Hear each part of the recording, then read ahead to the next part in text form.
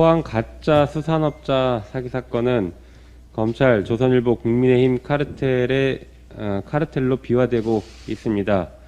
가짜 수산업자 김 씨는 존재하지 않는 오징어 판매 대신에 부장검사, 조선일보 논설위원, TV조선 앵커, 국민의힘 전현직 의원 인맥을 팔아서 사기 행각을 벌였습니다. 조선 미디어를 중심으로 보수 정치 세력과 정치 검찰이 모두 등장하는 그들만의 진짜 부패 완판을 보게 될 것 같습니다. 경찰 수사는 속도를 내고 있습니다. 사상 처음 부장검사실에 대한 경찰 압수수색도 있었습니다. 현직 부장검사와 경찰서장, 윤석열 전 검찰총장의 대변인이었던 조선일보 논설위원, TV조선 앵커 등 4명이 입건됐지만 김 씨 사기 행각의 끝에 누가 있을지 다 알 수 없습니다.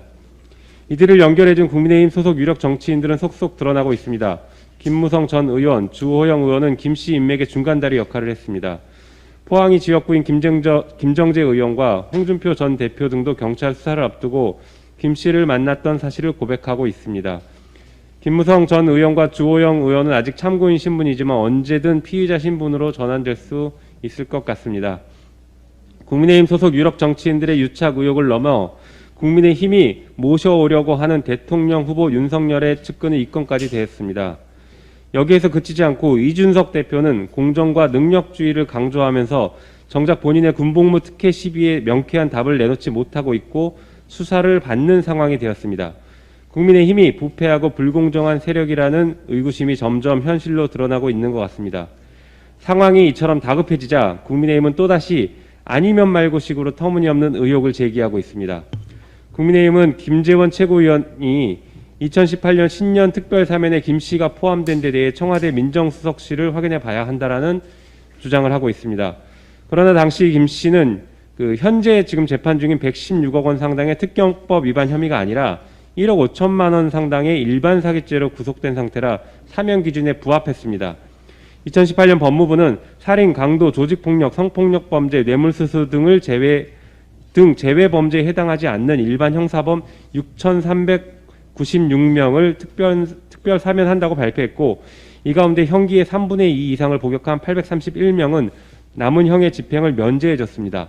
수산업자 김 씨는 형기 3분의 2 이상을 복역해 남은 형의 집행이 면제된 831명 중 1명이었던 것입니다. 사정이 이러함에도 불구하고 의혹 같지도 않은 의혹을 제기하는 김재원 의원의 태도는 국민의힘의 조급함을 여과없이 드러내고 있는 것으로 보입니다. 한편 김 씨는 지난 3월 김무성 전 의원과 이모 부장검사에게 입을 다물겠다, 힘을 달라 라는 편지를 보내 구명운동에 나서달라라고 했다는 보도까지 나왔습니다.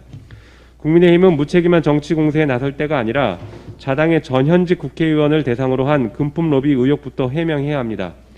이런 부패와 비리 의혹이 너무 많아 부동산 전수조사가 두려웠을 것이라는 게 이해가 됩니다. 대한민국의 공정과 상식을 외쳤던 검찰, 보수 언론, 보수 정치인들의 신랄한 민낯을 국민들은 똑똑히 지켜보고 있습니다. 국민의힘은 다가갈 수 없는 무지개를 쫓아가는 당명을 사용하고 있는데 실상은 부패 완판당 또는 비리의 힘이 아닐까 싶습니다. 이상입니다.